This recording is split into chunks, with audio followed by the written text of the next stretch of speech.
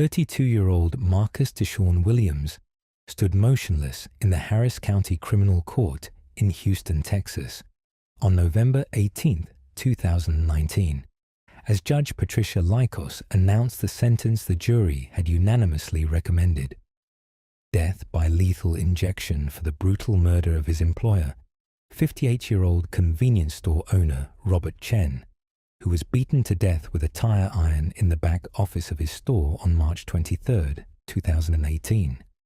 All for the $487 Marcus needed to pay off a drug debt that was due that same night. Before we continue with this disturbing case, please subscribe to our channel if you haven't already, and let us know in the comments where you're watching from. Your support is what allows us to continue bringing these important stories to light.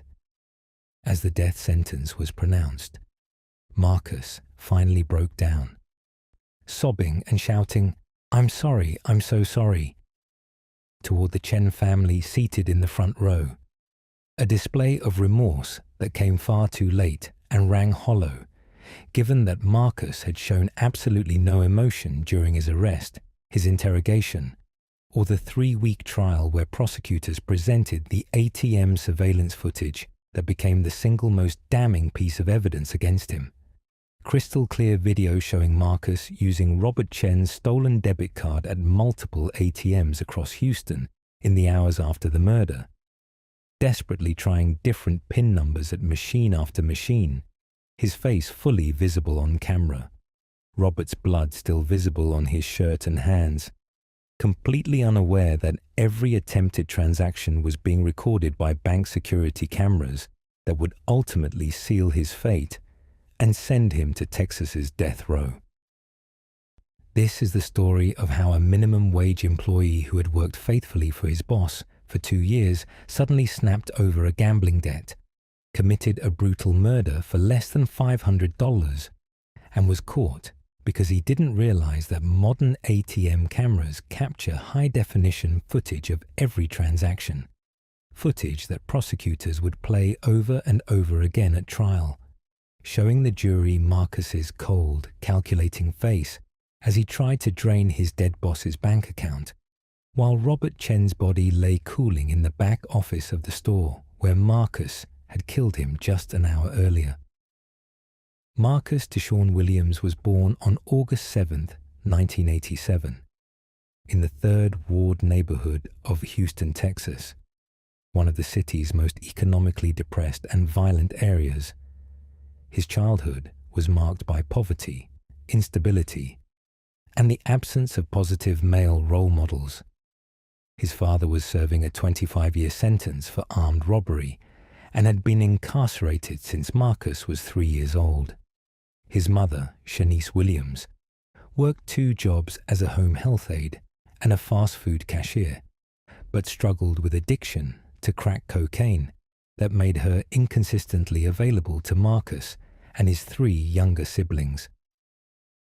Growing up in 3rd Ward in the 1990s and 2000s meant growing up surrounded by gang violence, drug dealing, and limited opportunities for legitimate advancement.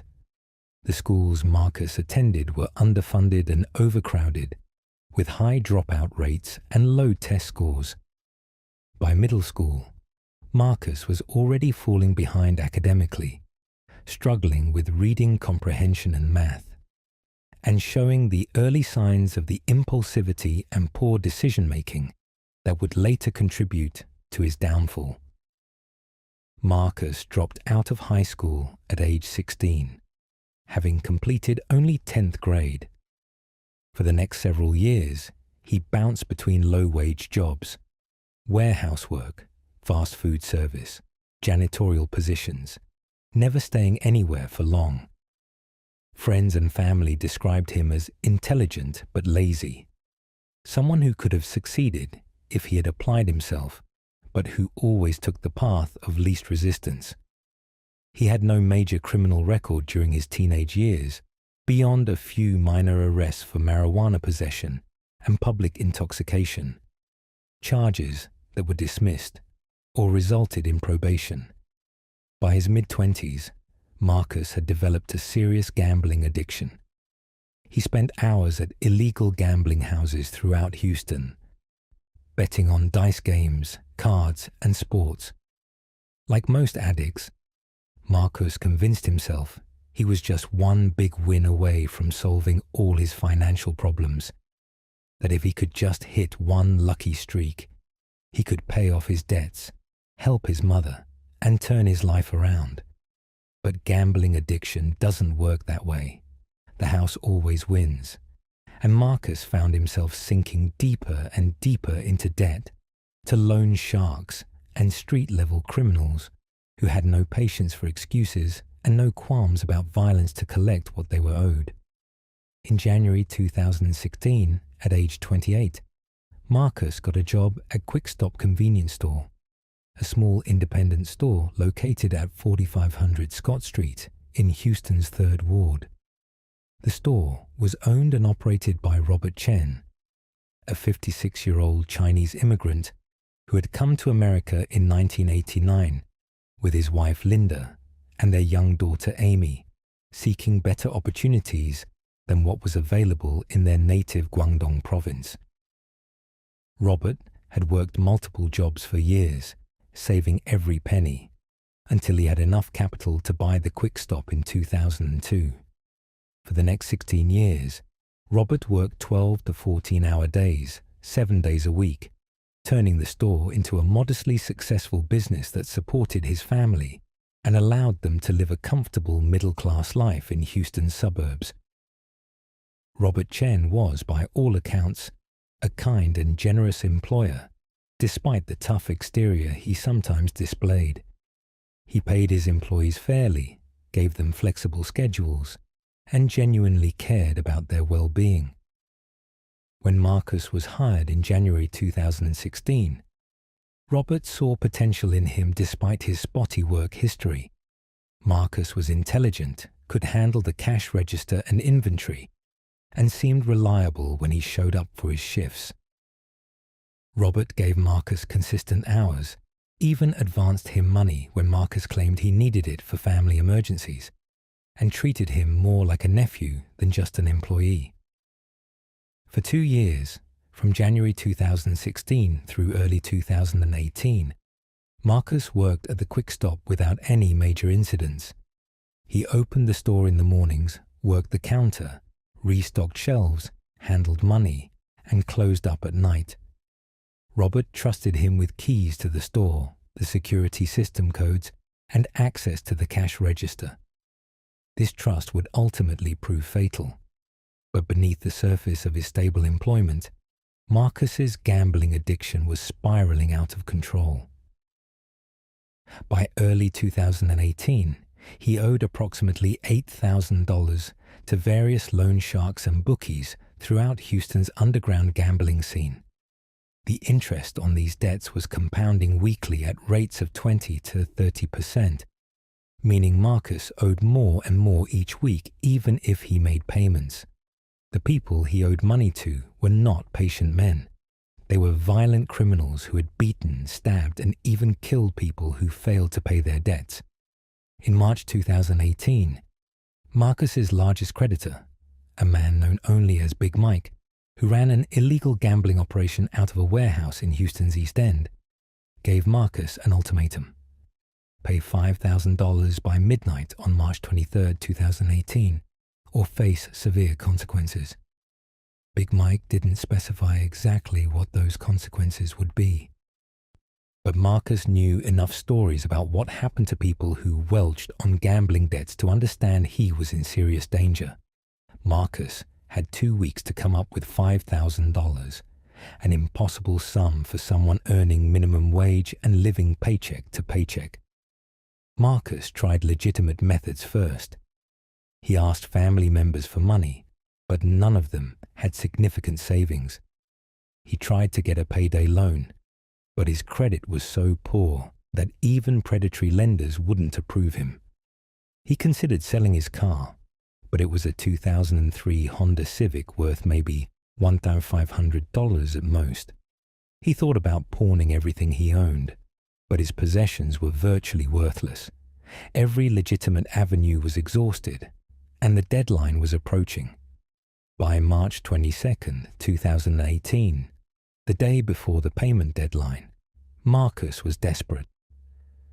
He had managed to scrape together about $500 through borrowing from friends and pawning some electronics, but he was still $4,500 short of what Big Mike demanded. That evening, as Marcus was closing the Quickstop alone, a dark thought entered his mind. Robert Chen kept the day's cash receipts in a safe in the back office overnight before depositing them at the bank the next morning. On a typical day, the safe would contain $2,000, $3,000 in cash, plus Robert's personal wallet with his credit and debit cards. If Marcus could get into that safe, he might be able to get enough money to satisfy Big Mike, at least temporarily. Marcus knew the basic location of the safe. He had seen Robert access it hundreds of times, but he didn't know the combination. Robert had never shared it with the employees, keeping that information strictly private. But Marcus rationalized that he could figure it out, or convince Robert to open it, or worst case scenario, take Robert's debit card and withdraw money from ATMs to supplement the cash he already had. The plan was forming in Marcus's mind, fueled by desperation, addiction, and the poor decision-making that had characterized his entire adult life. On the morning of March 23, 2018, the day the $5,000 payment was due to Big Mike, Marcus came to work at the Quickstop for what would be his final shift. He arrived at 6 a.m. to open the store, going through his usual routine of turning on lights, starting the coffee machine, checking the coolers, and preparing for the morning rush of customers buying coffee, cigarettes, lottery tickets, and snacks on their way to work. Robert Chen arrived at the store around 8:30 a.m., as he did most mornings, to check on operations, review inventory, and handle paperwork in his back office. For the next several hours, Marcus worked the counter, while Robert handled business in the back office. Customers came and went. Regulars, who Marcus knew by name, people from the neighborhood, workers from nearby businesses. Everything appeared completely normal. Marcus was his usual polite, efficient self, giving no indication that he was contemplating robbery and murder in just a few hours. Around 2 p.m., Robert's wife Linda called to say she needed him to come home to deal with a plumbing emergency at their house. Robert told Marcus he would be leaving early, around 4 p.m., and that Marcus would need to handle the evening shift alone and close the store at 10 p.m. This wasn't unusual. Marcus had closed the store by himself many times before. But for Marcus, this meant he would have several hours alone at the store that evening to execute whatever plan he could come up with to get money from Robert or the store. Robert left the Quickstop at 4:15 p.m., telling Marcus to call if there were any problems and reminding him to lock up properly at closing time. Marcus assured him everything would be fine. For the next 6 hours, Marcus worked the evening shift, serving customers, his mind racing with plans and rationalizations. He kept telling himself he wasn't really going to rob the store, that he would figure out some other way to get the money. But as 10 p.m. approached, and he still had no solution to his debt problem, Marcus made a decision that would destroy multiple lives, including his own. At 9:45 p.m., Marcus texted Robert Chen, "Hey boss, can you come back to the store? The register is acting weird, and I can't get it to close out for the night. I think there's a software problem." This was a lie. There was nothing wrong with the register. But Marcus needed Robert to come back to the store so he could confront him about money, convince him to open the safe, or take what he needed by force if necessary. Robert, who was home relaxing with his family, responded, "Can it wait until tomorrow morning?" "I'm already home for the night." Marcus replied, "I really think you should come look at it. I don't want to leave it broken overnight. It might mess up the accounting." Robert, ever the conscientious business owner, agreed to drive back to the store. He told his wife Linda he would be back in an hour, gave his teenage daughter Amy a kiss on the forehead, and drove the 15 minutes from his suburban home back to the Quickstop. Robert Chen arrived at the Quickstop at approximately 10:20 p.m. on March 23, 2018. By this time, Marcus had closed the store to customers, locked the front door, and flipped the open sign to closed. The parking lot was empty except for Marcus's Honda Civic and Robert's Mercedes sedan. The surrounding area was dark and quiet. Most businesses on that block closed by 9 p.m., and there was minimal foot or vehicle traffic that late at night in this part of Third Ward. Security camera footage from inside the store, footage that would later be played at trial, shows Robert entering through the front door, which Marcus unlocked for him. Robert appears relaxed, wearing casual clothes rather than his usual work attire. He walks toward the register counter where Marcus is standing, and the two men talk for approximately 3 minutes. The security cameras have no audio, so investigators could only speculate about what was said during this conversation. But body language visible on the footage suggests Marcus was explaining the supposed register problem. At 10:23 p.m., Robert walked toward the back office to investigate the register issue from the computer system. Marcus followed him. The back office, located behind the counter area, was not covered by the store's security cameras, an oversight that would prove crucial because what happened in that office over the next 20 minutes was not captured on video and could only be reconstructed from forensic evidence and Marcus's eventual partial confession. According to Marcus's later statements to police, statements he gave during interrogation before invoking his right to an attorney, he and Robert went into the back office, where Marcus sat at the computer and showed Robert the register system. Robert quickly determined there was nothing wrong with the system, that it was functioning normally. At this point, Robert became suspicious and asked Marcus directly, "Why did you really call me back here?" Marcus, according to his statement, decided to come clean. He told Robert he was in serious trouble, that he owed money to dangerous people, that the payment was due in less than 2 hours, and that he needed help. He asked Robert if he could give him an advance on his paycheck, or loan him money, or let him take some cash from the safe temporarily until he could pay it back. Marcus claimed he was crying during this conversation, begging Robert for help, explaining he would be seriously hurt or killed if he didn't pay his debt. Robert's response, according to Marcus, was sympathetic but firm.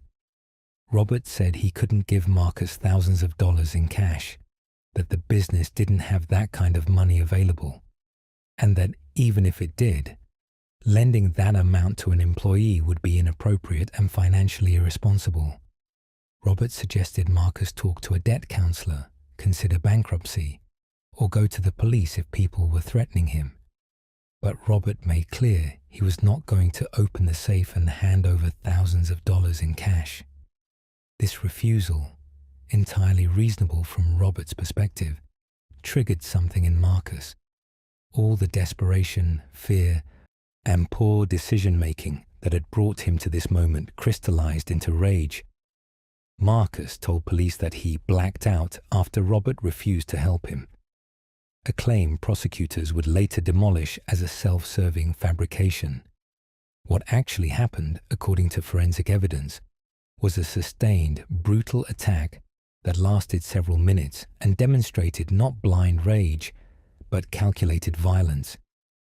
At approximately 10:25 p.m., Marcus attacked Robert Chen in the back office of the Quickstop.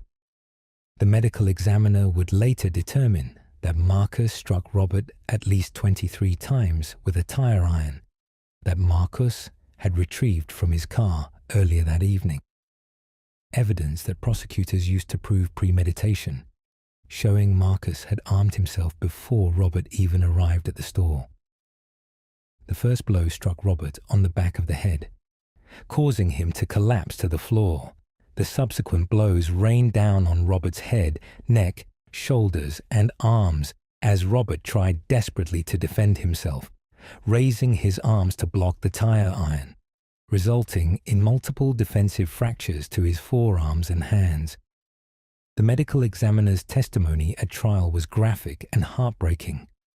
Dr. Sarah Whitmore described Robert's injuries in clinical detail. Compound skull fractures, brain hemorrhaging, broken orbital bones around both eyes, shattered nose, broken jaw, fractured larynx from a blow to the throat, and 14 broken ribs from blows to his chest and back. She testified that Robert did not die quickly, that he likely remained conscious for at least several minutes after the attack began, suffering unimaginable pain and terror, knowing he was being murdered by someone he had trusted and treated kindly for 2 years. When Marcus finally stopped hitting Robert, Robert Chen was dead, lying in a pool of blood on the floor of his own office, surrounded by overturned furniture and scattered papers. Marcus, splattered with Robert's blood, stood over the body breathing heavily, holding the tire iron, apparently trying to process what he had just done. According to his later statements, this is when the reality of his actions hit him. He had just murdered his boss, a man who had given him opportunities and treated him fairly, all for money that Marcus hadn't even obtained yet. But rather than call 911, rather than turn himself in, rather than show any genuine remorse, Marcus made a calculated decision. He would take what he needed and try to get away with murder. He searched Robert's body and found Robert's wallet containing $127 in cash, several credit cards, and his Bank of America debit card. Marcus also found Robert's cell phone and his car keys. He searched the office looking for the safe combination, but couldn't find it written anywhere. The safe itself was a substantial floor model that Marcus couldn't open without the combination and couldn't move or break into. Frustrated that he couldn't access the safe's cash, Marcus decided to focus on Robert's debit card. If he could figure out Robert's PIN number, he could withdraw cash from ATMs until he reached the daily withdrawal limit, which Marcus assumed would be at least $1,000 Combined with the cash from Robert's wallet and the $500 Marcus had already scraped together, this might be enough to satisfy Big Mike, at least temporarily. At 10:47 p.m., approximately 22 minutes after Robert arrived at the store and about 15 minutes after his murder, security footage shows Marcus exiting the back office, walking through the store, and leaving through the front door, locking it behind him. He's wearing the same clothes he had been wearing all day, a Quickstop employee polo shirt and jeans, both now splattered with Robert Chen's blood, though the dark colors made the blood less visible in the low light of the parking lot. Marcus got into his Honda Civic and drove away from the Quickstop, leaving Robert's body in the back office and Robert's Mercedes still parked in the lot. Marcus's first stop was a Bank of America ATM located about 3 blocks from the Quickstop. He arrived at the ATM at 10:53 p.m., parking directly in front of the machine in a well-lit area adjacent to a strip mall. This ATM, like virtually all modern ATMs, was equipped with high-definition security cameras that captured every transaction and every customer's face with remarkable clarity. Marcus apparently either didn't know these cameras existed or didn't care. He made no attempt to hide his face or disguise his appearance as he approached the ATM. The ATM footage, which prosecutors would later play multiple times at trial, shows Marcus inserting Robert's debit card and attempting to enter a PIN number.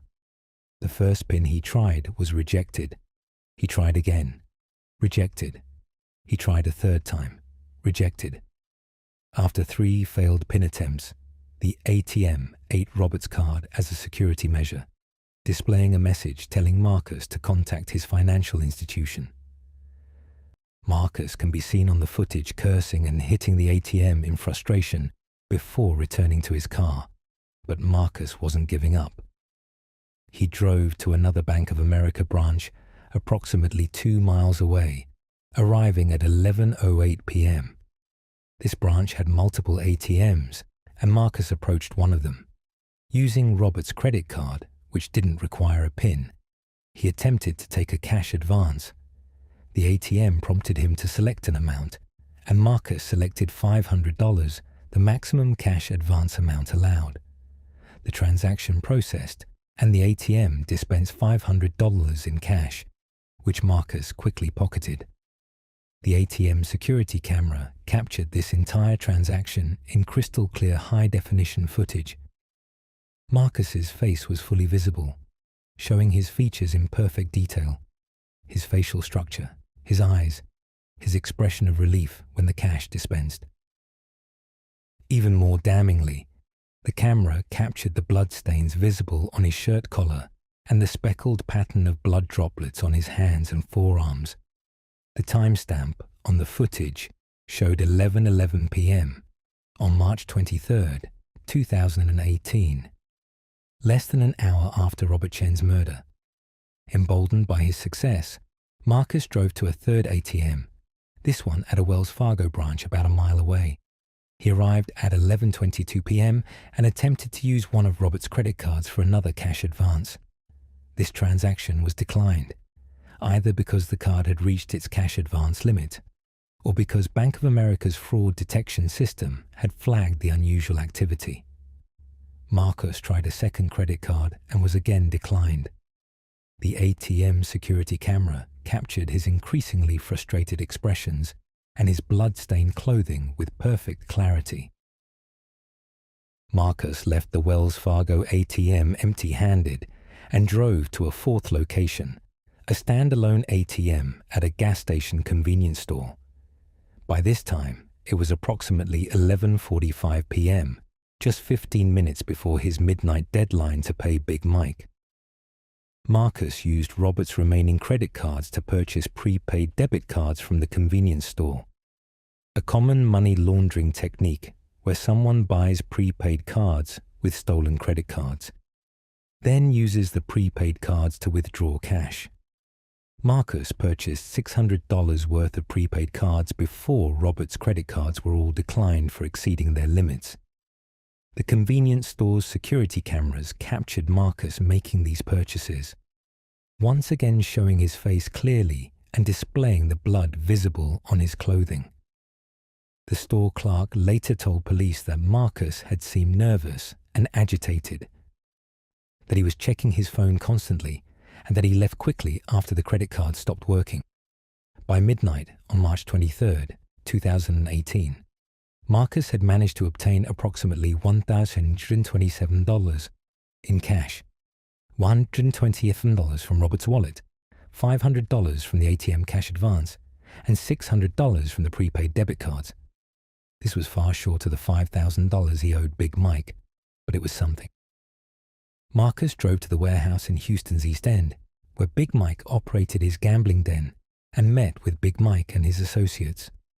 Marcus handed over the $1,220, explaining it was all he could get together and begging for more time to get the rest. According to witnesses who were present at this meeting, witnesses who would later testify at trial in exchange for immunity, Big Mike was furious that Marcus had shown up with less than 25% of what he owed. Big Mike and his associates beat Marcus severely, breaking 2 of his ribs, blackening both his eyes, and leaving him with extensive bruising all over his body. They told Marcus he now had 1 week to come up with the remaining $3,173 plus interest, or they would kill him. Marcus left the warehouse bloodied and terrified, but alive. While Marcus was being beaten at the warehouse, Robert Chen's wife Linda was becoming increasingly worried at home. Robert had told her he would be back in an hour when he left at 10:12 p.m., and it was now past midnight with no word from him. Linda tried calling Robert's cell phone repeatedly, but the calls went straight to voicemail. Marcus had turned off Robert's phone after the murder to prevent it from being tracked. Linda called the Quickstop's business line, but no one answered. Growing alarmed, Linda woke up their daughter Amy and told her they needed to drive to the store to check on Robert. Linda and Amy Chen arrived at the Quickstop at approximately 12:45 a.m. on March 24, 2018. They found Robert's Mercedes still parked in the lot, and the store appeared closed and dark. Linda used her spare key to unlock the front door, and she and Amy entered the store, calling out for Robert. When he didn't respond, Linda walked toward the back office with a growing sense of dread. What she found in that office would traumatize her for the rest of her life. Robert Chen's body was lying on the floor of the office, surrounded by blood, his face so badly beaten that he was barely recognizable. Linda screamed and collapsed, while 17-year-old Amy called 911, hysteric and sobbing, reporting that her father had been killed. Within minutes, Houston Police Department patrol units, homicide detectives, and crime scene investigators descended on the Quickstop to begin what would become one of Houston's most high-profile murder investigations of 2018. Detective James Rodriguez from HPD's Homicide Division was assigned as the lead investigator. Upon arriving at the scene and seeing the brutality of the attack, Rodriguez immediately suspected this was not a random robbery. The level of violence suggested someone with intense rage toward the victim, possibly someone who knew him. The fact that Robert's Mercedes was still in the lot, but Robert's wallet was missing, suggested the killer had taken his wallet and fled on foot or in their own vehicle. Crime scene investigators processed the scene for hours, collecting blood samples, fingerprints, and other forensic evidence. They found the tire iron, wiped clean of fingerprints but still covered in Robert's blood, in a dumpster behind the store, suggesting the killer had attempted to dispose of the murder weapon nearby. They found Marcus's fingerprints throughout the office, but this wasn't immediately suspicious since Marcus worked there and had legitimate reasons to be in that space. The breakthrough came when investigators reviewed the store's security camera footage. They could see that Marcus had been the only employee working that night, that Robert had arrived at 10:20 p.m. in response to Marcus's text message, that both men had gone into the back office, and that Marcus had exited alone 22 minutes later, locking up and leaving. The footage showed Marcus appeared to have something dark on his shirt, possibly blood, when he left. This made Marcus the prime suspect almost immediately. Detective Rodriguez went to Marcus's last known address, an apartment in 3rd Ward he shared with his mother and siblings, at approximately 4 a.m. on March 24th. Marcus was not there. His mother Shanice told detectives she hadn't seen Marcus since the previous morning. Rodriguez issued a bolo, "Be on the lookout," alert for Marcus and his vehicle, and began trying to locate him through cell phone tracking and contacts with his known associates. While investigators were searching for Marcus, the ATM and convenience store footage was being collected as part of routine inquiries. When Detective Rodriguez requested surveillance footage from Bank of America showing all transactions on Robert Chen's stolen debit and credit cards, The bank provided footage from multiple ATMs showing someone using Robert's cards in the hour after the murder. When Rodriguez first saw the ATM footage at 8 UE AM on March 24th, he immediately recognized Marcus Williams from the store's security cameras. Same face, same build, same clothing, including the blood-stained shirt. This footage was a game-changer. It placed Marcus at multiple ATMs within an hour of the murder, attempting to access Robert's bank accounts, wearing blood-stained clothing, making no attempt to hide his identity.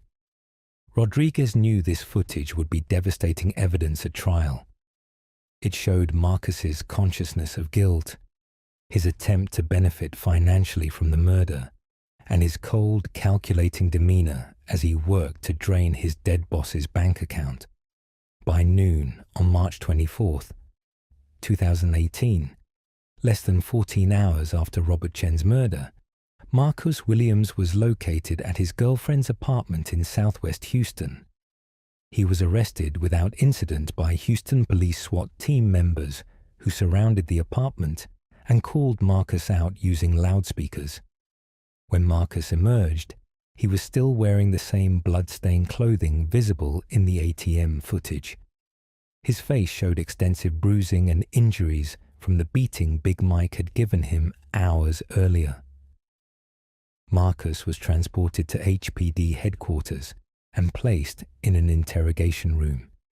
Detective Rodriguez and his partner, Detective Sarah Martinez, conducted the interrogation, which was recorded on video.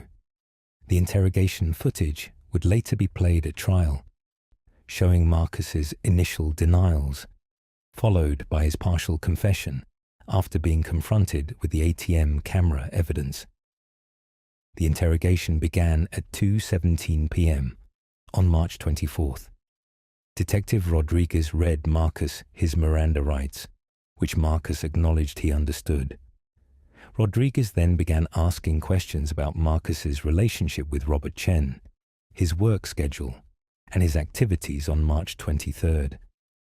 Initially, Marcus denied being at the store after his shift ended, claimed he had gone straight home, and said he hadn't seen Robert after his afternoon shift. But when Rodriguez showed Marcus still images from the store's security cameras showing him leaving the Quickstop at 10:47 p.m., hours after he claimed to have left, Marcus's story began to change. He admitted he had stayed late to close, admitted Robert had come back to the store, but claimed Robert was alive when Marcus left.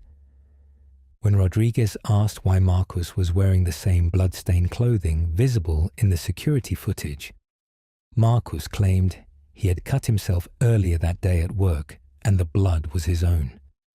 This lie fell apart when Rodriguez showed Marcus the ATM footage. On a computer screen in the interrogation room, Rodriguez played the high-definition footage showing Marcus using Robert's debit card at the first ATM, trying multiple PIN numbers, showing clear frustration when the card was eaten by the machine. Then Rodriguez played footage from the second ATM, showing Marcus successfully getting a cash advance on Robert's credit card, the relief visible on his face. The timestamp and Marcus's blood-stained clothing were clearly visible in every frame. "Marcus, this is you," Rodriguez said calmly. "This is less than an hour after Robert Chen was beaten to death in his office. You're wearing his blood on your shirt, and you're using his stolen debit and credit cards to withdraw money. You want to keep lying to me, or you want to tell me what really happened?" Marcus broke down. He began crying, put his head in his hands, and said, "I didn't mean to kill him. I just needed money. I just needed help." Over the next 30 minutes, Marcus gave a partial confession to the murder, admitting he had hit Robert with a tire iron, but claiming it was in self-defense after Robert attacked him first. A lie that was contradicted by all the forensic evidence showing Robert had been struck from behind initially and that his defensive wounds indicated he was the victim, not the aggressor. Marcus's confession was filled with self-serving lies and attempts to minimize his culpability. He claimed he blacked out during the attack, that he didn't remember most of it, that it all happened so fast. But when confronted with the medical examiner's preliminary findings that Robert had been struck at least 20 times over several minutes, Marcus couldn't explain this supposed blackout that allowed him to carry out a sustained brutal beating. When asked about the ATM withdrawals, Marcus admitted he had taken Robert's wallet and cards, but claimed he only did so after Robert was already dead, that he figured Robert didn't need the money anymore, so he might as well take it to pay off his debts. This cold, calculating reasoning, spoken just 18 hours after murdering his boss, demonstrated the lack of genuine remorse that would later convince a jury he deserved death. The interrogation ended around 4 p.m., when Marcus invoked his right to an attorney, cutting off further questioning.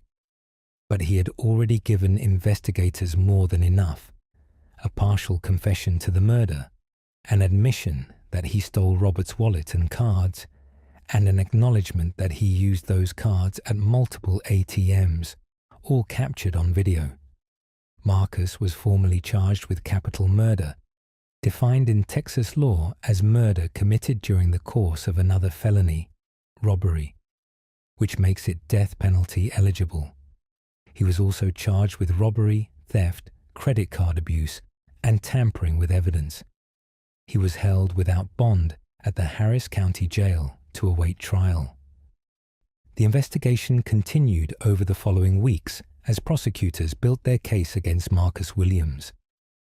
Medical examiner Dr. Sarah Whitmore completed her full autopsy of Robert Chen, cataloguing all 23 separate impact injuries from the tire iron attack and determining that Robert had survived for several minutes after the attack began, suffering immense pain before dying from brain hemorrhaging and blood loss. This finding of conscious suffering would later be used by prosecutors as an aggravating factor, supporting the death penalty. Forensic experts analyzed the blood evidence from the scene, confirming that all the blood in the office belonged to Robert Chen, and that the spatter patterns were consistent with repeated blows from a tire iron. DNA testing of the blood on Marcus's clothing confirmed it was Robert's blood, not Marcus's as he had initially claimed. The tire iron found in the dumpster was forensically matched to Robert's injuries through analysis of the injury patterns and the width and shape of the weapon's striking surface. Financial investigators traced Robert's stolen debit and credit cards through all the transactions Marcus had made on the night of March 23rd. They obtained security footage from every ATM and store where Marcus had used the cards, creating a comprehensive timeline of Marcus's movements in the hour after the murder. They also investigated Marcus's gambling debts, interviewing Big Mike and several of his associates, who were given immunity in exchange for testimony, establishing Marcus's financial motive for the murder. Cell phone records placed Marcus at the Quickstop at the time of the murder and tracked his movements to each ATM location afterward, corroborating the video evidence. Investigators also discovered Marcus had searched online for how to open a safe without combination, and how much cash can you withdraw from ATM in the days before the murder. Evidence of premeditation that prosecutors would use to argue Marcus had been planning this robbery and had armed himself with the tire iron, knowing he might need to use violence. The case against Marcus Williams was overwhelming. He had motive, desperate need for money to pay gambling debts. He had opportunity, alone with Robert at the store late at night with no witnesses. He had means, the tire iron he had brought to the store as a weapon. He had confessed to key elements of the crime. And most damningly, he had been caught on multiple security cameras using his dead boss's stolen cards within an hour of the murder. His face and blood-stained clothing visible in crystal-clear high-definition footage that left no doubt about his guilt. The trial of Marcus Deshaun Williams for the capital murder of Robert Chen began on October 29, 2019, in Harris County Criminal District Court before Judge Patricia Lycos. The prosecution team was led by Assistant District Attorney Michael Henderson, a veteran prosecutor specializing in death penalty cases. Marcus was represented by public defenders Thomas Greenberg and Alicia Santos, experienced capital defense attorneys who understood they were facing an uphill battle given the strength of the evidence against their client. Jury selection took 5 days. The jury pool was screened for their attitudes toward the death penalty, with anyone who said they could never vote for death being struck from the jury by prosecutors, and anyone who said they would automatically vote for death being struck by defense attorneys. The final jury consisted of 7 men and 5 women, all of whom stated they could fairly consider both death and life in prison, depending on the evidence and circumstances. In his opening statement, prosecutor Michael Henderson told the jury they would hear a simple but heartbreaking story. Marcus Williams brutally murdered his kind and generous employer because Marcus needed money to pay gambling debts, beat Robert Chen to death with a tire iron for less than $500, and then coldly went from ATM to ATM, trying to drain Robert's bank accounts while Robert's blood was still wet on his hands. Henderson promised the jury they would see ATM security footage that would forever be seared into their memory. Footage of a heartless killer showing no remorse or humanity as he tried to profit from the murder he had just committed. Defense attorney Thomas Greenberg gave an opening statement that acknowledged Marcus had made terrible mistakes, but argued the death penalty was not appropriate for a young man with no prior violent criminal history who had acted out of desperation rather than evil. Greenberg promised to present evidence of Marcus's difficult childhood, his struggles with addiction, and the circumstances that led to his poor decision-making. He urged the jury to consider life in prison without parole rather than death as the appropriate punishment. The prosecution's case unfolded over 2 weeks. Prosecutors called Linda and Amy Chen to testify about finding Robert's body, bringing many in the courtroom to tears as they described the horror of that night. They called store employees who testified about Marcus and Robert's working relationship, describing Robert as a fair and generous boss who had given Marcus chances others wouldn't. They called friends of Marcus who testified about his gambling addiction and his debts to dangerous people. Dr. Sarah Whitmore, the medical examiner, provided devastating testimony about Robert's injuries. Using medical diagrams and photographs that were difficult for even experienced courtroom observers to look at, Dr. Bright Whitmore described each of the 23 blows Robert had sustained, explaining which injuries were likely inflicted first, which injuries Robert sustained while trying to defend himself, and which injuries ultimately caused his death. She testified that Robert had been conscious for at least several minutes after the attack began, that he would have been in excruciating pain, and that he died knowing his trusted employee was murdering him. Forensic experts testified about the blood evidence, the DNA matches, the tire iron, and all the physical evidence linking Marcus to the murder. Cell phone experts testified about Marcus's location data, placing him at the scene. Computer forensic specialists testified about Marcus's internet searches showing premeditation. Financial experts testified about Marcus's desperate financial situation and the motive it created for robbery and murder. But the most powerful evidence, the evidence that Prosecutor Henderson had promised would be unforgettable, was the ATM footage. On the 7th day of trial, prosecutors played the complete footage from all the ATMs where Marcus had used Robert's cards. The courtroom was silent as jurors watched high-definition footage of Marcus attempting to withdraw money, his face clearly visible, his blood-stained clothing obvious. The timestamps showing these transactions occurred less than an hour after Robert's murder. The footage from the second ATM, showing Marcus successfully obtaining the $500 cash advance, was particularly damning. The camera captured Marcus's expression of relief when the cash dispensed. His quick pocketing of the money, his glance around to see if anyone was watching. Prosecutors froze the footage at key moments, using a laser pointer to show the jury the bloodstains on Marcus's collar and the blood spatter on his hands and forearms. They zoomed in on Marcus's face, showing his calm, focused expression. No tears, no remorse, no humanity, just cold calculation as he robbed his dead boss. Henderson addressed the jury while the frozen image remained on screen. Ladies and gentlemen, this is who Marcus Williams really is. Not the crying, remorseful man you saw in the interrogation room after he was caught. Not the sad young man his attorneys will tell you about during the defense case. This is Marcus Williams, less than an hour after beating Robert Chen to death, calm, focused, working methodically to steal every dollar he can from the man he just murdered. This footage shows you his true character, and it shows you why the death penalty is the only appropriate punishment for this crime.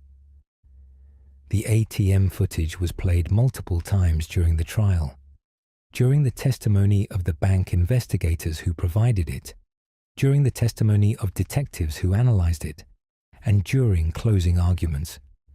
Each time it played, the jury watched intently, and several jurors visibly reacted with disgust and anger at Marcus's cold demeanor so soon after committing murder. The defense case lasted just 3 days.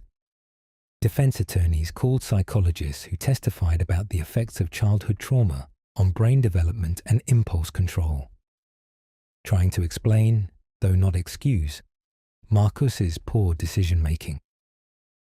They called character witnesses, Marcus's mother, his siblings, former co-workers, who testified that Marcus had always been kind and helpful before his gambling addiction spiraled out of control.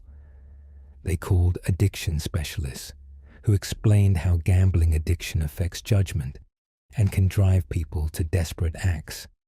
But the defense presented no witnesses to challenge the physical evidence, the timeline, or the ATM footage. They couldn't, because the evidence was overwhelming and indisputable. Instead, they focused entirely on mitigation, trying to give the jury reasons to spare Marcus's life even while acknowledging his guilt. Marcus himself did not testify. His attorneys had advised him that testifying would open him up to devastating cross-examination, particularly about his lies during the interrogation, his lack of remorse visible in the ATM footage, and his attempts to profit from the murder. Given that Marcus had no credible explanation for any of these things, testifying would only make things worse. Closing arguments took place on November 14, 2019. Prosecutor Henderson delivered a powerful summation walking the jury through the evidence systematically.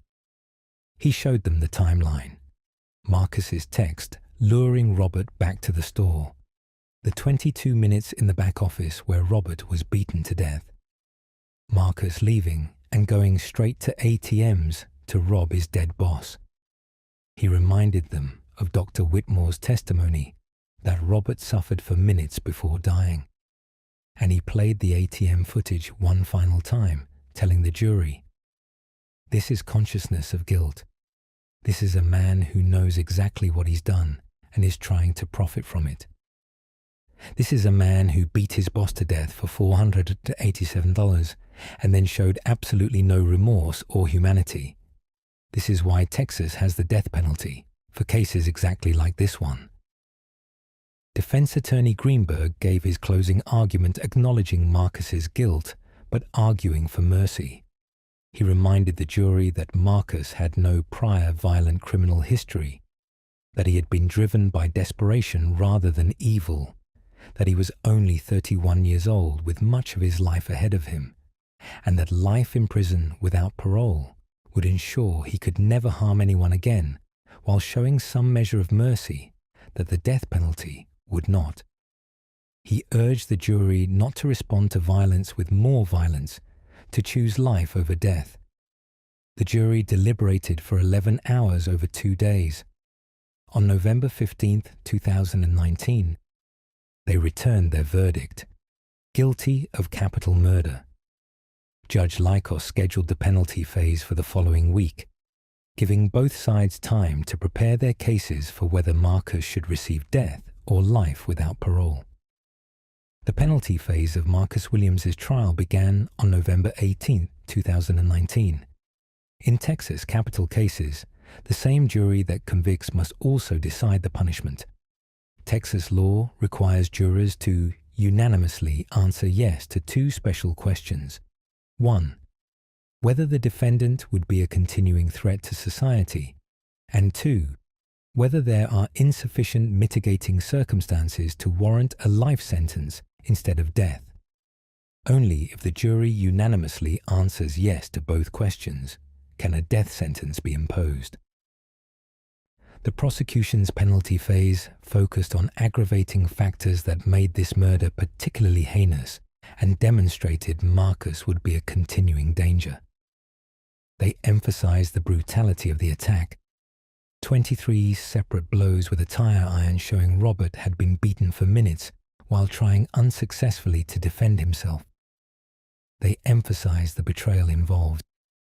Robert had trusted Marcus, treated him like family, given him opportunities, and Marcus had repaid that kindness with murder. They emphasized the cold calculation Marcus displayed in the ATM footage, showing a complete lack of human empathy or remorse. Most powerfully, prosecutors called Linda Chen to give her victim impact statement. Linda, composed but clearly devastated, told the jury about Robert's journey from China to America, his decades of hard work building a business to support his family, his generosity toward employees like Marcus, who he wanted to help succeed. She described the horror of finding her husband's beaten body, the trauma her daughter Amy experienced witnessing the scene, and the void Robert's death had left in their lives. Robert gave Marcus a chance when others wouldn't. Linda testified through tears. He paid him fairly, gave him flexible hours, lent him money when Marcus claimed he needed it for emergencies. Robert treated Marcus like a nephew, and Marcus beat him to death with a tire iron for $487. My husband died in terror and pain, murdered by someone he trusted, and his killer immediately went to ATMs to rob him while his body was still warm. There is no punishment sufficient for what Marcus did, but death is what justice requires. Amy Chen, now 18 years old, also gave a brief statement describing her father as her hero, her role model, the person who believed in her and supported her dreams. She said she would never forgive Marcus for stealing her father from her, for making her a witness to such horror, for destroying her family. I hope you suffer every day for the rest of your life, however long that may be, she told Marcus directly, her voice shaking with emotion. The defense's penalty phase focused on mitigation, factors that might convince the jury to spare Marcus's life. They presented evidence of Marcus's troubled childhood, his absent father, his mother's addiction, the poverty and violence he grew up surrounded by. They called psychologists who testified about how childhood trauma affects brain development and predisposes people to poor impulse control and addiction. Defense witnesses testified about Marcus's good behavior in jail while awaiting trial, suggesting he could adapt to prison life without being a danger to others. They called addiction specialists who testified that if Marcus had received proper treatment for his gambling addiction earlier, this tragedy might have been prevented. They called Marcus's mother Shanice, who begged the jury through tears to spare her son's life, saying he had made a terrible mistake but didn't deserve to die for it.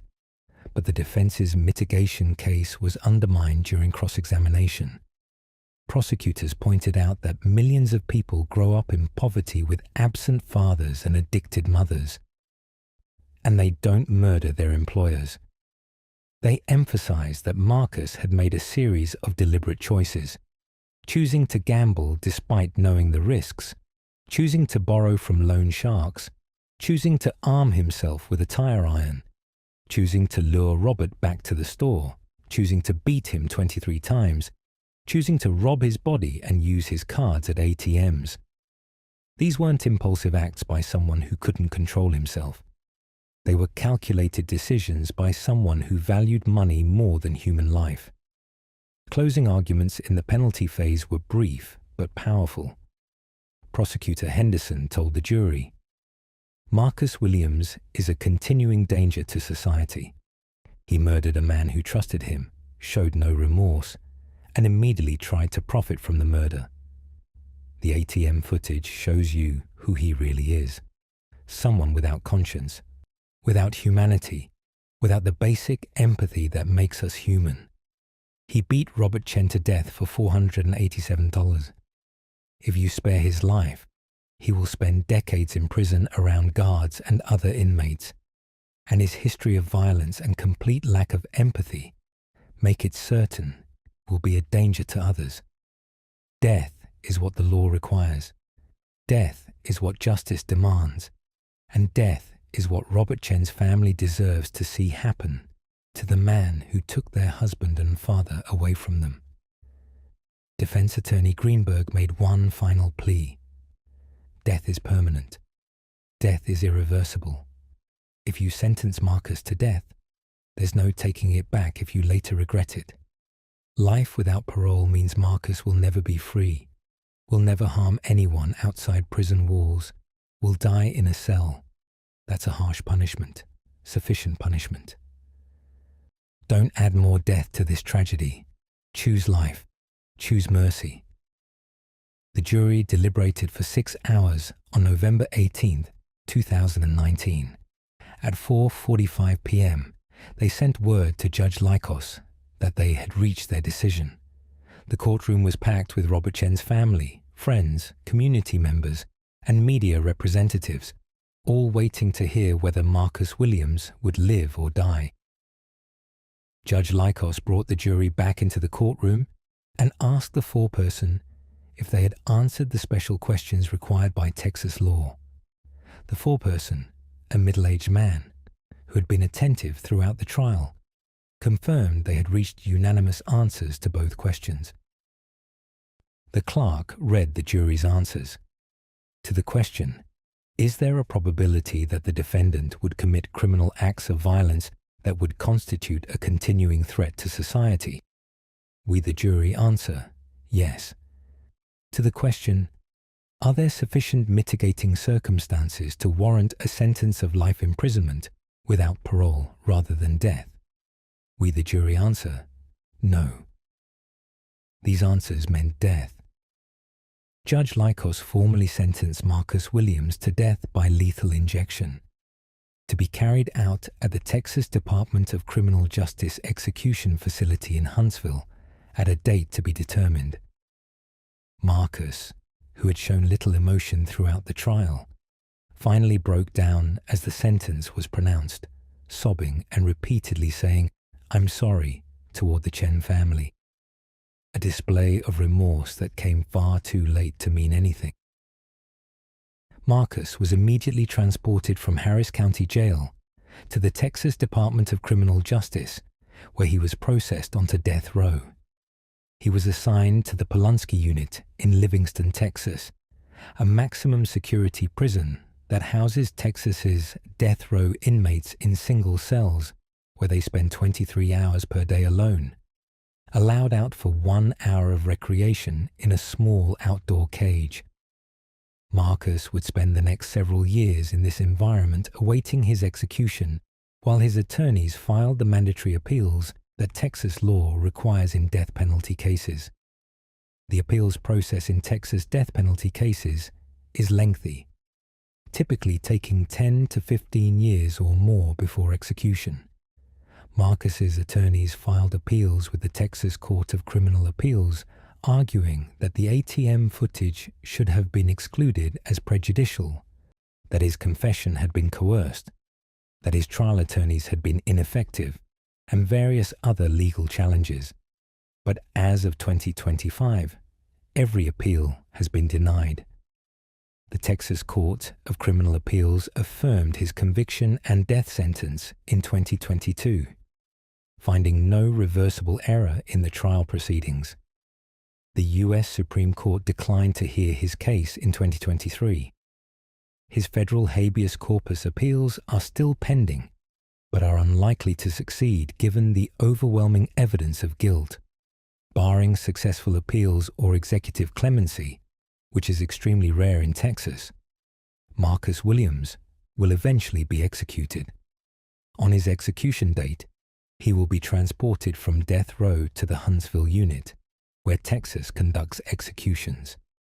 He will be taken to the execution chamber, a small room with a gurney surrounded by windows through which witnesses can observe.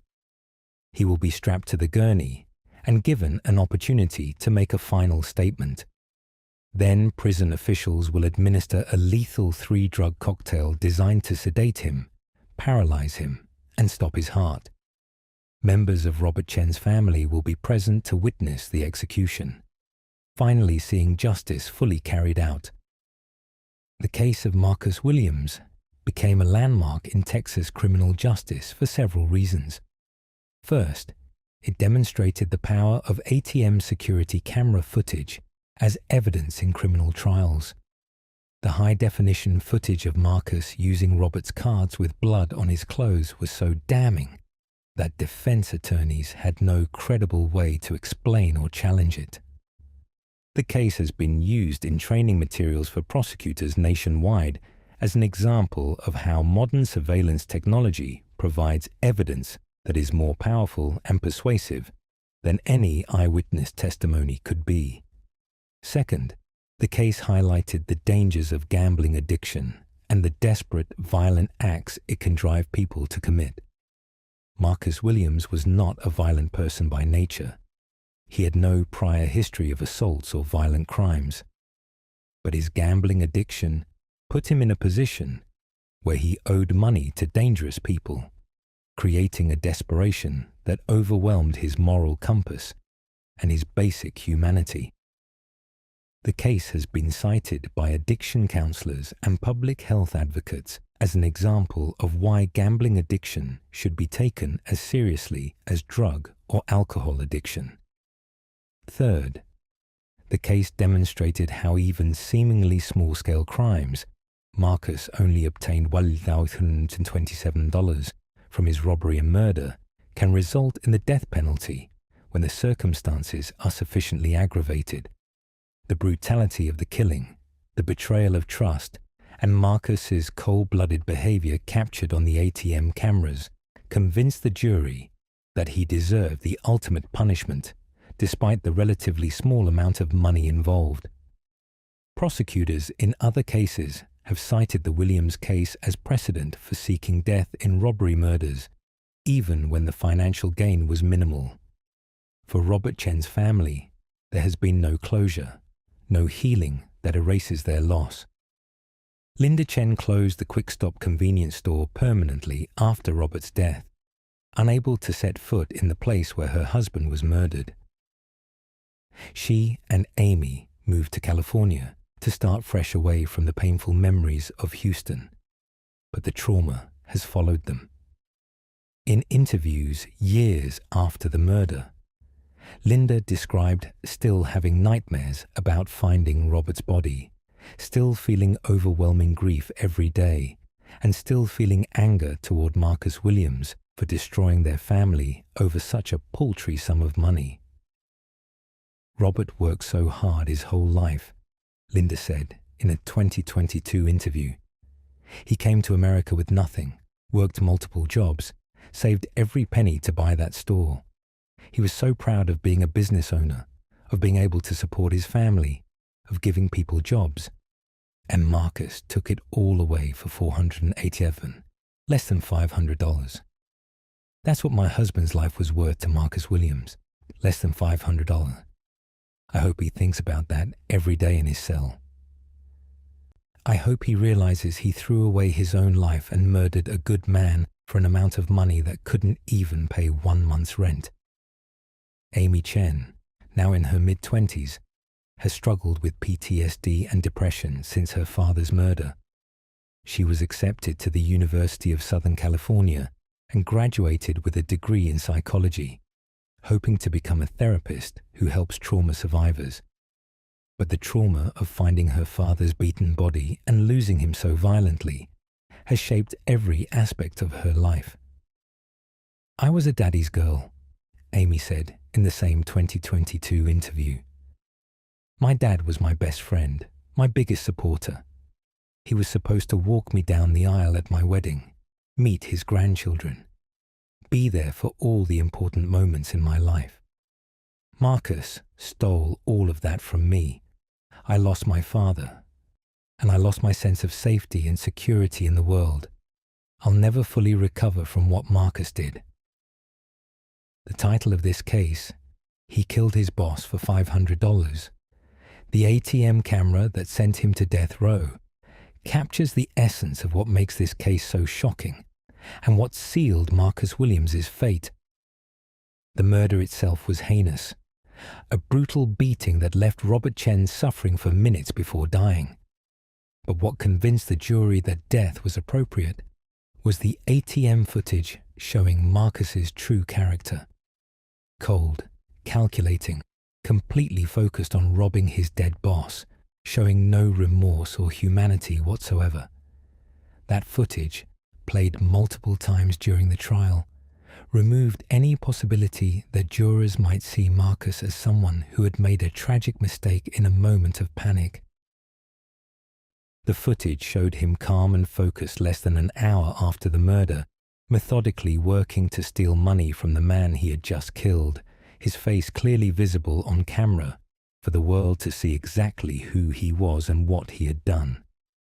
The case serves as a stark reminder that modern surveillance technology has fundamentally changed criminal investigations and prosecutions. In previous decades, Marcus might have gotten away with this crime. Without the ATM footage, prosecutors would have relied on circumstantial evidence and Marcus's partial confession, which he could have recanted or explained away. But the high-definition footage of him using the stolen cards while wearing blood-stained clothing was irrefutable, indisputable evidence that even the most skilled defense attorney couldn't challenge. Marcus Williams sits on Texas death row today, approximately 6 years after his conviction, likely with many more years to live before his execution date arrives.